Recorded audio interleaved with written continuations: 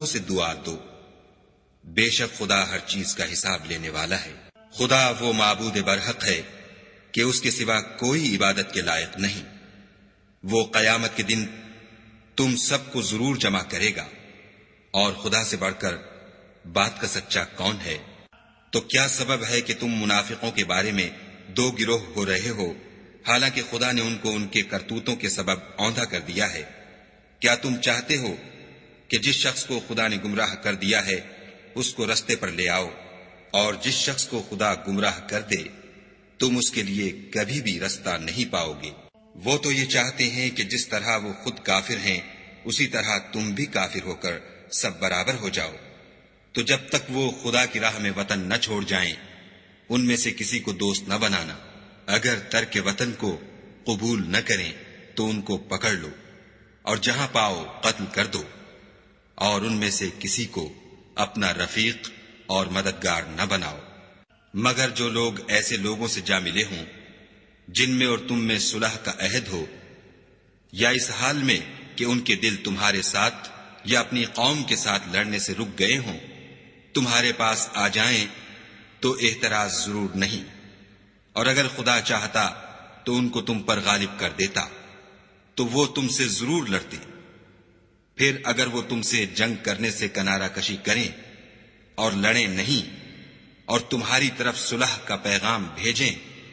تو خدا نے تمہارے لیے ان پر زبردستی کرنے کی کوئی سبیل مقرر نہیں کی۔ تم کچھ اور لوگ ایسے بھی پاؤ گے جو یہ چاہتے ہیں کہ تم سے بھی امن میں رہیں اور اپنی قوم سے بھی امن میں رہیں، لیکن جب فتنہ انگیزی کو بلائے جائے تو اس میں اوندھے منہ گر پڑے۔ تو ایسے لوگ اگر تم سے لڑنے سے کنارہ کشی نہ کریں اور نہ تمہاری طرف پیغام صلح بھیجیں اور نہ اپنے ہاتھوں کو روکیں تو ان کو پکڑ لو اور جہاں پاؤ قتل کر دو۔ ان لوگوں کے مقابلے میں ہم نے تمہارے لیے سند صریح مقرر کر دی ہے، اور کسی مومن کو شایع نہیں کہ مومن کو مار ڈالے مگر بھول کر، اور جو بھول کر بھی مومن کو مار ڈالے تو ایک مسلمان غلام آزاد کر دے اور دوسرے مقتول کے وارثوں کو خون بہا دے۔ ہاں اگر وہ معاف کر دیں تو ان کو اختیار ہے۔ اگر مقتول تمہارے دشمنوں کی جماعت میں سے ہو اور وہ خود مومن ہو تو صرف ایک مسلمان غلام آزاد کرنا چاہیے، اور اگر مقتول ایسے لوگوں میں سے ہو جن میں اور تم میں صلح کا عہد ہو تو وارثان مقتول کو خون بہا دینا اور ایک مسلمان غلام آزاد کرنا چاہیے، اور جس کو یہ میسر نہ ہو وہ متواتر 2 مہینے کے روزے رکھے۔ یہ کفارہ خدا کی طرف سے قبول توبہ کے لیے ہے، اور خدا سب کچھ جانتا اور بڑی حکمت والا ہے۔ اور جو شخص مسلمان کو قصداً مار ڈالے گا تو اس کی سزا دوزخ ہے جس میں وہ ہمیشہ جلتا رہے گا، اور خدا اس پر غضبناک ہوگا اور اس پر لعنت کرے گا، اور ایسے شخص کے لیے اس نے بڑا سخت عذاب تیار کر رکھا ہے۔ مومنو، جب تم خدا کی راہ میں باہر نکلا کرو تو تحقیق سے کام لیا کرو، اور جو شخص تم سے سلام علیک کرے اس سے یہ نہ کہو کہ تم مومن نہیں ہو، اور اس سے تمہاری غرض یہ ہو کہ دنیا کی زندگی کا فائدہ حاصل کرو۔ سو خدا کے نزدیک بہت سی غنیمتیں ہیں، تم بھی تو پہلے ایسے ہی تھے، پھر خدا نے تم پر احسان کیا، تو آئندہ تحقیق کر لیا کرو، اور جو عمل تم کرتے ہو خدا کو سب کی خبر ہے۔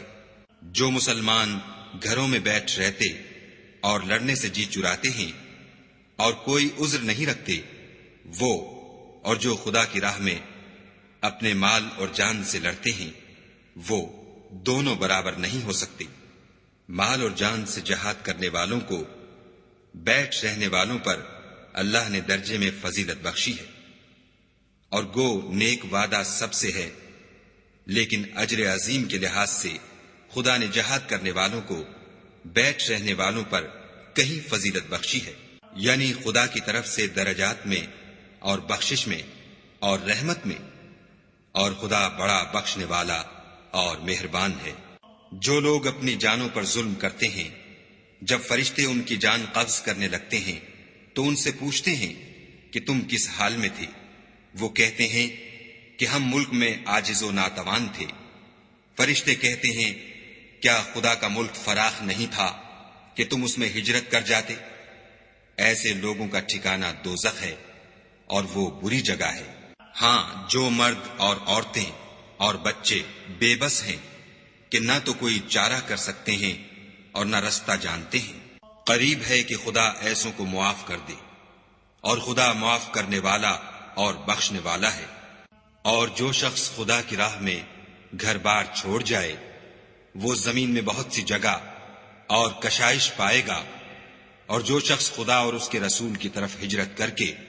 گھر سے نکل جائے پھر اس کو موت آ پکڑے تو اس کا ثواب خدا کے ذمے ہو چکا، اور خدا بخشنے والا مہربان ہے۔ اور جب تم سفر کو جاؤ